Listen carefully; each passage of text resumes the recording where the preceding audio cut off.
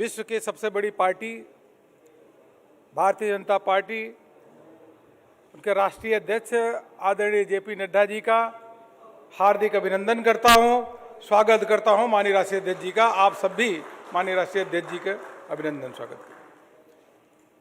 भारत सरकार के केंद्रीय मंत्री और राष्ट्रीय पदाधिकारी भी, उसके साथ कार्यकर्ता भी हैं, उनका भी हार्दिक अभिनंदन करता हूं। और देश के कोने कोने में, प्रदेश कार्यालय में, जिला कार्यालय में, मंडल और बूथ तक कार्यकर्ता एकत्रित हुए हैं स्थापना दिवस को मनाने के लिए।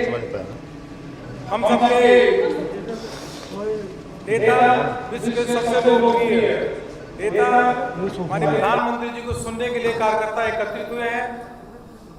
हमारे राष्ट्रीय अध्यक्ष को सुनने के लिए एकत्रित हुए हैं स्थापना दिवस के अवसर पर। उन सारे कार्यकर्ताओं को मैं भारतीय जनता पार्टी के मुख्यालय से हार्दिक अभिनंदन करता हूं और साथ में ही ढेर सारी बधाई देता हूं पार्टी के स्थापना दिवस के अवसर पर। अब मैं सीधे निवेदन करूंगा। माननीय राष्ट्रीय अध्यक्ष जी लगातार प्रवास पे थे, 5 राज्यों के चुनाव चल रहे हैं और हम सबको यह पूरा विश्वास है कि माननीय राष्ट्रीय अध्यक्ष के नेतृत्व में हजारों की संख्या में कार्यकर्ता अथक प्रयत्न और मेहनत कर रहे हैं। और यह पूरा विश्वास है कि माननीय प्रधानमंत्री जी के नेतृत्व में हम इन 5 राज्यों में भारतीय जनता पार्टी को अच्छी सफलता प्राप्त होगी। पश्चिम बंगाल में सरकार बनाएंगे, असम में सरकार बनाएंगे, तमिलनाडु केरल में भी एनडीए की सरकार बनेगी और पुडुचेरी में बनेगी, यह हमें पूरा विश्वास है। अब मैं सीधे माननीय राष्ट्रीय अध्यक्ष से निवेदन करूंगा कि देश भर के कार्यकर्ताओं को संबोधित करें। माननीय राष्ट्रीय अध्यक्ष जी।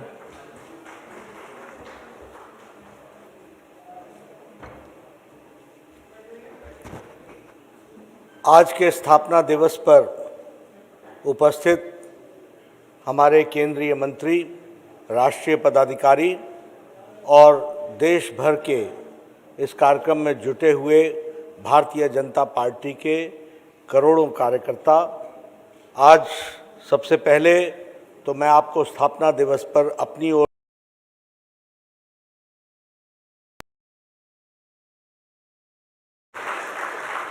1980 में भारतीय जनता पार्टी की आज के दिन स्थापना हुई थी और 41वां स्थापना दिवस हम सब मनाने वाले हैं।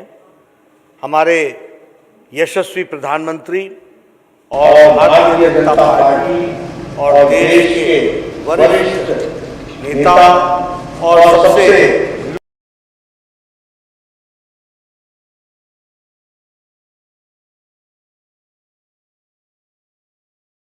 हम सबको मार्गदर्शन भी करेंगे और उनका हमको मार्गदर्शन प्राप्त होगा। मैं अपनी ओर से और आप सब की ओर से और करोड़ों कार्यकर्ता की ओर से उनका हार्दिक अभिनंदन करता हूं, स्वागत करता हूं। हम सब जानते हैं कि इस पार्टी को पंडित दीनदयाल उपाध्याय, श्यामा प्रसाद मुखर्जी, सुंदर सिंह भंडारी जी, कुशाभाऊ ठाकरे जी, अटल बिहारी वाजपेयी जी, लाल कृष्ण आडवाणी जी ने पूरी ताकत के साथ इस पार्टी को सींचा और इतना बड़ा किया। और सबसे हम सबके सौभाग्य की बात है, 3 तक की यात्रा, 2 सांसदों से 303 सांसदों की यात्रा आदरणीय मोदी जी के नेतृत्व में हम सबको प्राप्त हुई है और 12 राज्यों में हमारी विशुद्ध भारतीय जनता पार्टी की सरकार बनी है। उसी तरीके से वैचारिक पृष्ठभूमि पर देखा जाए तो एकात्म मानववाद से शुरू करके अंत्योदय से होते हुए सबका साथ, सबका विकास, सबका विश्वास, ये लेते हुए भारतीय जनता पार्टी आज आगे बढ़ रही है। फिर चाहे जो कार्यक्रम गरीबों के लिए प्रधानमंत्री जी ने लिए, स्वच्छता अभियान, उजाला, उज्ज्वला, सौभाग्य योजना, जनधन योजना, आयुष्मान भारत, ये सारी योजनाओं ने भारत की उनके नेतृत्व में तस्वीर और तकदीर बदली है, यह हम सब लोग जानते हैं। और भारतीय जनता पार्टी आज 18 करोड़ सदस्यों की पार्टी बनी है, दुनिया की सबसे बड़ी पार्टी बनी है आज स्थापना दिवस पर। मित्रों, आपके और प्रधानमंत्री जी के बीच में ज़्यादा देर न रहते हुए मैं आपको बधाई देना चाहता हूं कि भारतीय जनता पार्टी सिर्फ राजनीतिक दल ही नहीं है, इसका सामाजिक आयाम भी है। और कोरोना के दौरान भारतीय जनता पार्टी के लाखों कार्यकर्ताओं ने समाज की जिस तरीके से सेवा की, अगर प्रधानमंत्री जी ने इस संक्रमण काल में दुनिया में एक मिसाल कायम की, जब पाश्चात्य देश कोरोना से लड़ते हुए, संक्रमण से लड़ते हुए, लड़खड़ाते हुए दिखे, तो 130 करोड़ का देश प्रधानमंत्री जी के नेतृत्व में पूरी ताकत के साथ आगे बढ़ा और उनके नेतृत्व में 130 करोड़ लोगों की जान को बचाने में उनका नेतृत्व काम आया, ये हम जानते हैं। आज पहले हम वैक्सीन मांगा करते थे, आज हम 2 वैक्सीन भारत के इंडिजिनस बनी है, और जहां HCQ और पैरासीटामोल हमने 150 देशों को प्रधानमंत्री जी के नेतृत्व में दिया, वहीं 72 देशों को आज हम वैक्सीन भी दे रहे हैं और देश के लोगों को भी हम वैक्सीन दे रहे हैं। तो मित्रों, प्रधानमंत्री जी के नेतृत्व में एक गौरवशाली भारत आगे बढ़ रहा है, एक गौरव के साथ भारत बढ़ रहा है, दुनिया में अपना नाम स्थापित कर रहा है, और प्रधानमंत्री जी की शख्सियत ने दुनिया में अपना स्थान और नाम स्थापित किया है। ऐसे भारतीय जनता पार्टी के लिए गौरव का समय भी है, और ऐसा नेतृत्व आज हमको उनका मार्गदर्शन प्राप्त होगा। मैं आप सब की तरफ से, करोड़ों लोगों की तरफ से उनका अभिनंदन भी करता हूं, और उनके मार्गदर्शन पर हम सब लोग अक्षरशः चलेंगे। और 5 राज्यों में आज जो चुनाव भी हो रहे हैं, उसमें भी जनता का आशीर्वाद हम सबको मिलेगा। इन्हीं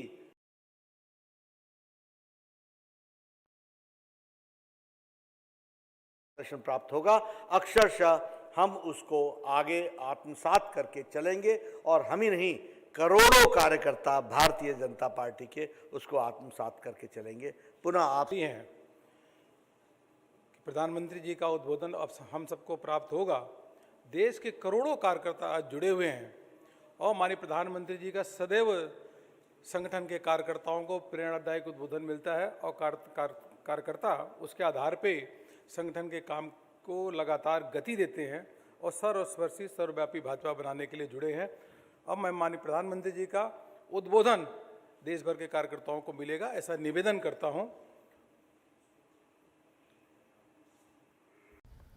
नमस्कार। भाजपा के राष्ट्रीय अध्यक्ष आदरणीय श्री JP नड्डा जी और विशाल भाजपा परिवार के सभी सदस्य, आप सभी को भारतीय जनता पार्टी के स्थापना दिवस की बहुत बहुत बधाई। पार्टी की इस गौरवशाली यात्रा के आज 41 साल पूरे हो रहे हैं। ये 41 वर्ष इस बात के साक्षी हैं कि सेवा और समर्पण के साथ कोई पार्टी कैसे काम करती है। ये 41 वर्ष इस बात के साक्षी है कि सामान्य कार्यकर्ता का तप और त्याग किसी भी दल को कहां से कहां पहुंचा सकता है। देश का शायद ही कोई राज्य होगा, कोई जिला होगा, जहां पार्टी के लिए 2-2, 3-3 पीढ़ियां न खप गई हो। मैं इस अवसर पर जनसंघ से लेकर के भारतीय जनता पार्टी तक राष्ट्र सेवा के इस यज्ञ में अपना योगदान देने वाले हर व्यक्ति को आदरपूर्वक नमन करता हूं। डॉक्टर श्यामा प्रसाद मुखर्जी, पंडित दीनदयाल उपाध्याय जी, अटल बिहारी वाजपेयी जी, कुशाभाऊ ठाकरे जी, राजमाता सिंधिया जी, ऐसे अनगिनत महान व्यक्तित्वों को बीजेपी के प्रत्येक कार्यकर्ता की तरफ से मैं आदरपूर्वक श्रद्धांजलि देता हूं, श्रद्धा सुमन अर्पित करता हूं। पार्टी को आकार देने वाले, पार्टी को विस्तार देने वाले हमारे आदरणीय आडवाणी जी, आदरणीय मुरली मनोहर जोशी जी जैसे अनेकों वरिष्ठों का आशीर्वाद भी हमें लगातार मिलता रहा है। पार्टी को अपना जीवन समर्पित करने वाले ऐसे हर वरिष्ठ जन को भी मैं प्रणाम करता हूं। साथियों, भारतीय जनता पार्टी के लिए हमेशा ये मंत्र रहा है कि व्यक्ति से बड़ा दल और दल से बड़ा देश। ये परंपरा डॉक्टर श्यामा प्रसाद मुखर्जी से लेकर आज तक अनवरत चली आ रही है। डॉक्टर श्यामा प्रसाद मुखर्जी के बलिदान की शक्ति है कि हम वो स्वप्न पूरा कर पाए। आर्टिकल 370 हटाकर कश्मीर को संवैधानिक अधिकार दे पाए। हम सभी ने देखा है कि कैसे अटल जी ने एक वोट से सरकार गिरना स्वीकार कर लिया, लेकिन पार्टी के आदर्शों से समझौता नहीं किया। आपातकाल में लोकतंत्र की रक्षा के लिए हमारे कार्यकर्ताओं ने कैसे कैसे कष्ट सहे। लोकतांत्रिक नैतिकता के कैसे कैसे उदाहरण दिए। हमारे देश में राजनीतिक स्वार्थ के लिए दलों के टूटने के अनेकों उदाहरण हैं, लेकिन देश हित में लोकतंत्र के लिए दल के विलय की घटनाएं शायद ही कहीं नजर मिलेगी। भारतीय जनसंघ ने ये करके दिखाया था। जनसंघ से लेकर अभी तक ये तपस्या हमारे कार्यकर्ताओं के लिए बहुत बड़ी प्रेरणा है। साथियों, पिछले साल कोरोना ने पूरे देश के सामने एक अभूतपूर्व संकट खड़ा कर दिया था। तब आप सब अपना सुख दुख भूलकर देशवासियों की सेवा में लगे रहे। आपने सेवा ही संगठन का संकल्प लिया और उसके लिए आप डटे रहे, लगे रहे और लोगों की सेवा करते रहे। जो काम आप गांव-गांव में, शहरों में कर रहे थे, घर घर पहुंच रहे थे, वैसा ही कुछ काम अंत्योदय की प्रेरणा से भाजपा की सरकारें, चाहे केंद्र हो या राज्य हो, अपना दायित्व निभाती रही।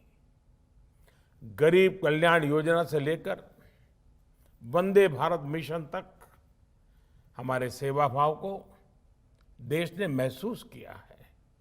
यही नहीं, इसी संकट काल में देश ने नए भारत का खाका खींचा और आत्मनिर्भर भारत अभियान शुरू किया।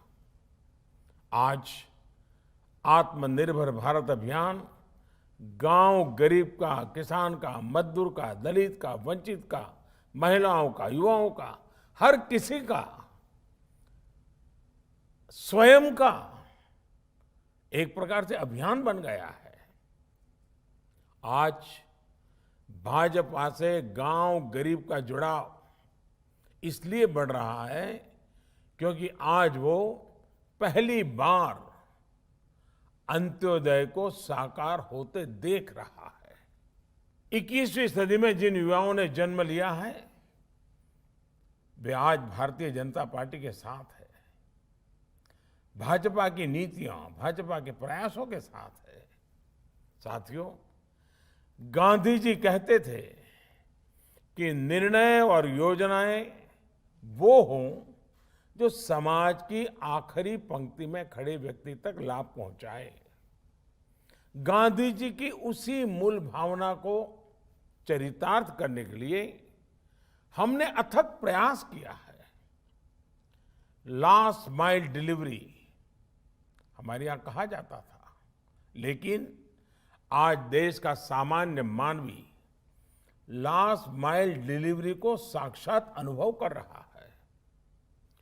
देश के हर गरीब के पास बैंक अकाउंट हो, देश के हर गरीब के पास पक्की छत हो, देश के हर गरीब को शौचालय की सुविधा मिले, हर रसोई में गैस कनेक्शन हो, हर घर में बिजली कनेक्शन हो, हर गरीब को इलाज की सुविधा हो, हर गांव में ऑप्टिकल फाइबर हो।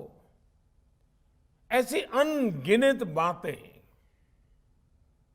जो समाज के आखिरी व्यक्ति हो या देश का आखिरी इलाका हो, इसके लिए भाजपा सरकारें चाहे केंद्र में हो या राज्य में हो,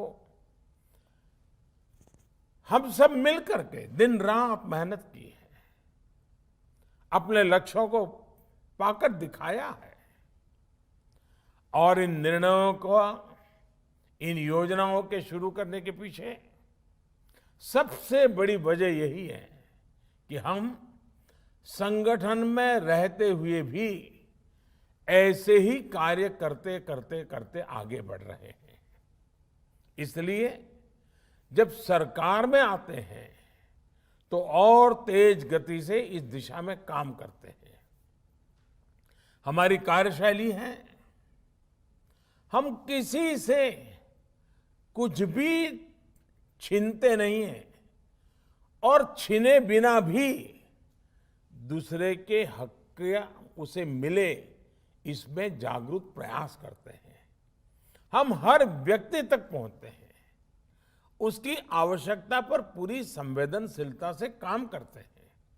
साथियों, हमारे देश में 80% से ज्यादा छोटे किसान हैं। इन किसानों की संख्या 10 करोड़ से भी अधिक है। पहले जो सरकारें रहीं, उनकी प्राथमिकताओं में ये छोटे किसान, इन छोटे किसानों की जरूरतें ये कभी नहीं रही। लेकिन बीते वर्षों में हमारी सरकार की कृषि से जुड़ी हर योजना के केंद्र में छोटे किसान रहे। चाहे नए कृषि कानून हो, पीएम किसान सम्मान निधि हो, किसान उत्पाद संगठन की व्यवस्था हो, फसल बीमा योजना में सुधार करना हो, प्राकृतिक आपदा के समय किसानों को ज्यादा मुआवजा सुनिश्चित करना हो, हर खेत को पानी की योजना हो, या फिर यूरिया की नीम कोटिंग, ऐसे हर निर्णय का सबसे बड़ा लाभ देश के छोटे किसानों को हुआ है। साथियों, बीते वर्षों में हमारी सरकार के हर काम में, हर योजना में महिलाओं को प्राथमिकता दी गई है। चाहे 3 तलाक के खिलाफ कानून हो, गर्भवती महिलाओं को 26 सप्ताह की छुट्टी हो, घर की रजिस्ट्री में महिलाओं को प्राथमिकता देने की बात हो, स्वच्छ भारत मिशन हो, उज्ज्वला योजना हो, मुद्रा योजना के तहत बिना गारंटी ऋण देना हो, रेहड़ी पटरी वालों के लिए पीएम स्वनिधि योजना हो, सभी का लाभ प्रमुख रूप से हमारे देश की महिलाओं को, माताओं को, बहनों को मिला है। साथियों, हमारे देश में सरकारों का मूल्यांकन, सरकार की शक्ति का आकलन, सरकार के परफॉर्मेंस की बातें ज्यादातर कौन सरकार कितनी बड़ी घोषणा करती रही है उसके ही आसपास रही है। लेकिन पहली बार ये मानदंड बदल रहे हैं, अवधारणा बदली है। हमारी सरकार का मूल्यांकन उसके डिलीवरी सिस्टम से हो रहा है। नीतियां भी, नीयत भी और आखिरी इंसान तक उस निर्णय को पहुंचाना, उस सुविधा को पहुंचाना, हकदार को हक पहुंचाना, ये हमारी सरकार की विशेषता रही है। ये देश में सरकारों के कामकाज का नया मूल मंत्र रहा है। बावजूद उसके दुर्भाग्य ये है कि भाजपा अगर चुनाव जीते तो इसे चुनाव जीतने की मशीन कहा जाता है, लेकिन दूसरे जब चुनाव जीतते हैं तो पार्टी की वाहवाही, नेताओं की वाहवाही, न जाने क्या क्या कहा जाता है। इस तरह के दो मापदंड हम देख रहे हैं। जो लोग कहते हैं कि बीजेपी चुनाव जीतने की मशीन है, वो एक प्रकार से भारत के लोकतंत्र की जो परिपक्वता है उसको समझ ही नहीं पाते। वो भारत के नागरिकों की जो सूझबूझ है उसका आकलन ही नहीं कर पाते हैं। वो उनके समझ के परे हैं। वो भारत के नागरिकों की आशा, अपेक्षाएं और उनके सपनों उसे कभी भी समझ नहीं पाते हैं। सच्चाई ये है कि बीजेपी चुनाव जीतने की मशीन नहीं, देश और देशवासियों का दिल जीतने वाला एक अविरल, अनवरत अभियान है। हम 5 साल तक ईमानदारी से जनता की सेवा करते हैं। सरकार में हो तब, सरकार में न हो तब, हर परिस्थिति में हम जनता से जुड़े रहते हैं, जनता के लिए जीते रहते हैं। और सच्चाई ये है कि हम कभी गर्व नहीं करते कि हमारा दल जीता। हम हमेशा इस बात का गर्व करते हैं कि देश के लोगों ने हमें जिताया। साथियों, अंग्रेजी में एक कहावत होती है, टिप ऑफ द आइसबर्ग। हमारी पार्टी में भी एक टिप ऑफ द आइसबर्ग है। ये अखबारों में, टीवी पर दिखता है, लेकिन इनकी संख्या बहुत ज्यादा नहीं है। लेकिन एक बहुत बड़ी संख्या जो नजर नहीं आती है, भाजपा के उन कार्यकर्ताओं की है जो आमतौर पर दिखाई नहीं देती हैं, लेकिन वो जमीन पर रह करके काम करती है। ये भाजपा को ताकत देते हैं, जनता के बीच काम करते हुए संगठन की शक्ति को और बढ़ाते हैं। अपने जीवन से, अपने आचरण से, अपने प्रयासों से वो जनता का दिल जीतने का काम अविरत करते रहते हैं। इन्हीं के प्रयासों से आज भाजपा दुनिया की सबसे बड़ी पार्टी है। आज आम जनमानस ने ये महसूस करता है कि भाजपा सरकार का मतलब है राष्ट्र निर्माण के लिए सही नीति, साफ नियत और सटीक निर्णय। भाजपा आने का मतलब है राष्ट्र प्रथम, नेशन फर्स्ट। भाजपा आने का मतलब है देश हित से समझौता नहीं, देश की सुरक्षा सर्वोपरि।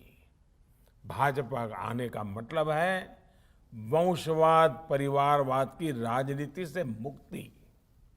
भाजपा आने का मतलब है योग्यता को अवसर। भाजपा आने का मतलब है पारदर्शिता, गुड गवर्नेंस। भाजपा यानी सबका साथ, सबका विकास, सबका विश्वास।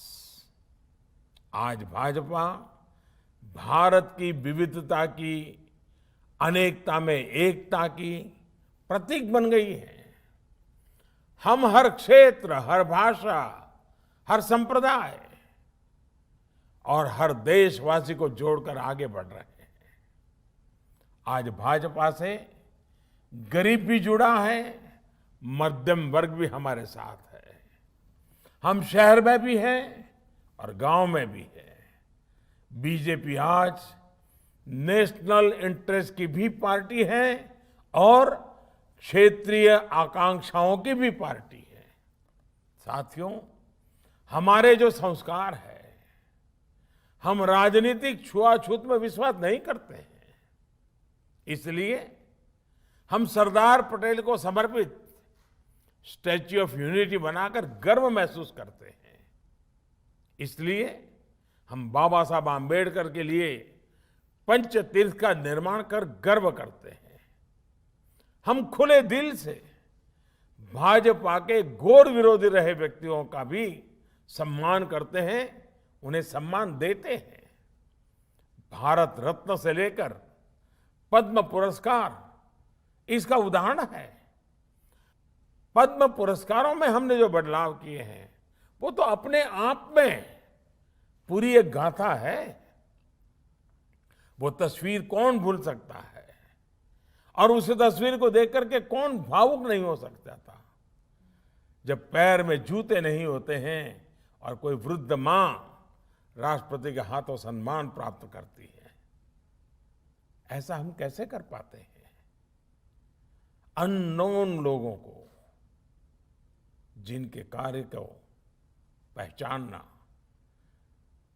और इतने बड़े सम्मान से उनको जोड़ना, क्योंकि हम जड़ों से जुड़े रहते हैं, क्योंकि हम जमीन से जुड़े रहते हैं। पद्म पुरस्कार सरकार का निर्णय तो है ही, लेकिन इस निर्णय के पीछे भाजपा की कार्यशैली और भाजपा के संस्कार है। साथियों, ये भाजपा ही है जहां कार्यकर्ता अपना तन मन धन देकर पार्टी की सेवा करते हैं। सैकड़ों कार्यकर्ता पार्टी के लिए अपना बलिदान दे चुके हैं। सैकड़ों कार्यकर्ताओं को मौत के घाट उतार दिया गया है। केरल और पश्चिम बंगाल जैसे राज्यों में हमारे कार्यकर्ताओं को धमकियां दी जाती हैं, उन पर हमले होते हैं, उनके परिवार पर हमले होते हैं, लेकिन देश के लिए जीना मरना, एक विचारधारा को लेकर के अड़े रहना, डटे रहना, यही तो भारतीय जनता पार्टी के कार्यकर्ता की विशेषता है। वहीं दूसरी तरफ वंशवाद और परिवारवाद का हश्र भी 21वीं सदी का भारत देख रहा है। स्थानीय आकांक्षाओं के सहारे जो स्थानीय पार्टियां खड़ी हुई, बाद में वो भी एक परिवार की, एक दो लोगों की पार्टियां बनकर रह गई। नतीजा आज सामने है। ऐसी पार्टियों ने जो नकली सेकुलरिज्म का नकाब पहन रखा था, वो भी उतरना शुरू हो गया है।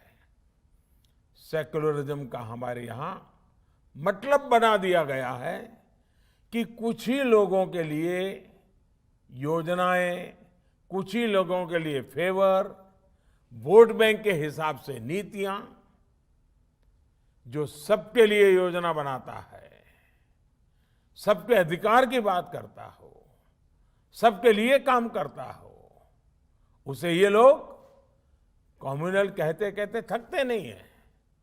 लेकिन सबका साथ, सबका विकास, सबका विश्वास के मंत्र ने आज इन परिभाषाओं को बदलना शुरू कर दिया है। साथियों, आज इस अवसर पर मैं बीजेपी के प्रत्येक कार्यकर्ता का ध्यान एक बहुत ही गंभीर चुनौती की तरफ भी ले जाना चाहता हूं। आपने देखा होगा, एक ऐसे प्रकार का सिलसिला शुरू हुआ है, एक नई प्रकार की व्यूहरचना सार्वजनिक जीवन में आई है। और क्या है? आज गलत नैरेटिव बनाए जाते हैं। कभी सीए को लेकर, कभी कृषि कानूनों को लेकर, कभी लेबर लॉ को लेकर। बीजेपी के प्रत्येक कार्यकर्ता को समझना होगा कि इसके पीछे सोची समझी राजनीति है। ये एक बहुत बड़ा षड्यंत्र है। इसका मतलब है देश में राजनीतिक अस्थिरता पैदा करना। इसलिए देश में तरह तरह की अफवाहें फैलाई जाती हैं, भ्रम फैलाए जाते हैं, झूठ फैलाया जाता है, काल्पनिक भय की मायाजाल खड़ी कर दी जाती है। कभी कहा जाता है कि संविधान बदल दिया जाएगा, कभी कहा जाता है आरक्षण समाप्त कर दिया जाएगा, कभी कहा जाता है नागरिकता छीन ली जाएगी, कभी कहा जाता है किसानों की जमीन छीन ली जाएगी। ये सब कोरे झूठ होते हैं, लेकिन कुछ लोगों और संगठनों द्वारा इन्हें तेजी से फैलाया जाता है। हमें इस विषय में बहुत अधिक चौकन्ना रहने की जरूरत है। हमें बहुत जानकारी के साथ देशवासियों के बीच जाते रहना होगा, उन्हें जागरूक करते रहना होगा। ये काम कुछ लोग जो ये अफवाहें फैलाने का काम करते हैं, नैरेटिव बदलने का काम करते हैं, काल्पनिक भय खड़ा करते हैं, ये जो कुछ लोग हैं ज्यादातर तो वो हैं जो अपनी पराजय को स्वीकार न कर पाने की वजह से करते रहते हैं। कुछ लोग अपने राजनीतिक स्वार्थ की वजह से करते हैं। कुछ लोगों की भाजपा से जन्मजात दुश्मनी है इसलिए करते हैं। लेकिन ये लोग ऐसे कार्य कर रहे हैं जो देश को बहुत लंबे समय तक नुकसान पहुंचाएगा। इसलिए बीजेपी के हर कार्यकर्ता को सतर्क रहना है। इन लोगों की सच्चाई से देश की जनता को सावधान करते रहना होगा। साथियों, हमारे शास्त्रों में कहा गया है, भवन्ति नम्राः तरव फल उद्यमय। अर्थात जब फल आते हैं तो वृक्ष झुक जाते हैं। यही मंत्र हमारे संगठन और पार्टी का भी है। हमें सत्ता सफलता के साथ और नम्र होते रहना है, और नम्र होना है, और सरल होना है।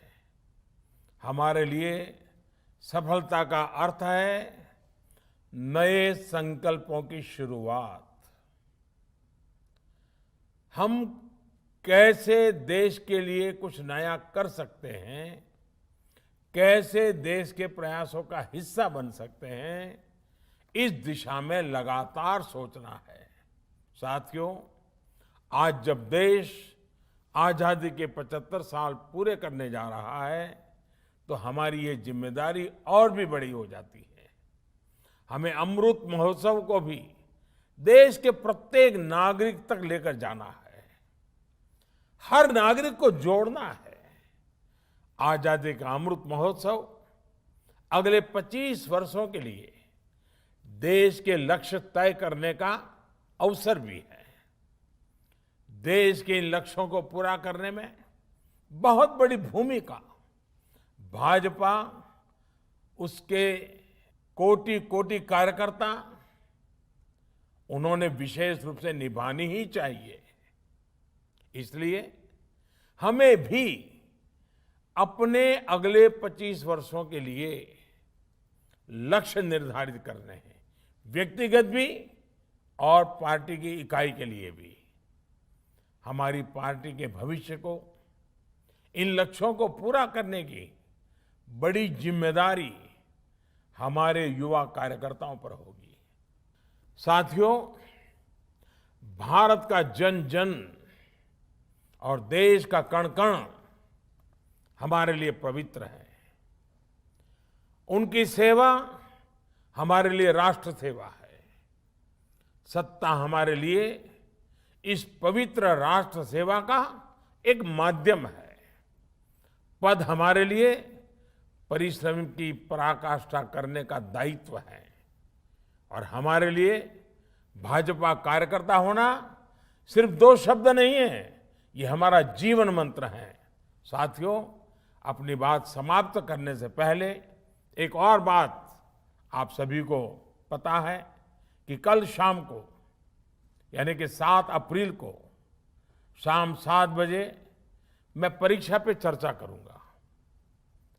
आप सभी इस चर्चा का हिस्सा बने। याद रखिए, 7 अप्रैल शाम 7 बजे। और मैं चाहूंगा अधिक से अधिक परिवार, अधिक से अधिक विद्यार्थी मित्र इस संवाद में जरूर जुड़े और उनसे भी मुझे कुछ फीडबैक मिले। आप भी अपने सुझाव भेजिए ताकि ये परीक्षा पे चर्चा और समृद्ध होती रहे। हमारी नई पीढ़ी को ये बातें कुछ काम आती रहें, उसमें मुझे आपकी मदद मिल जाएगी। साथियों, आप सभी स्वस्थ रहें, प्रसन्न रहें, इसी तरह देश सेवा करते रहें।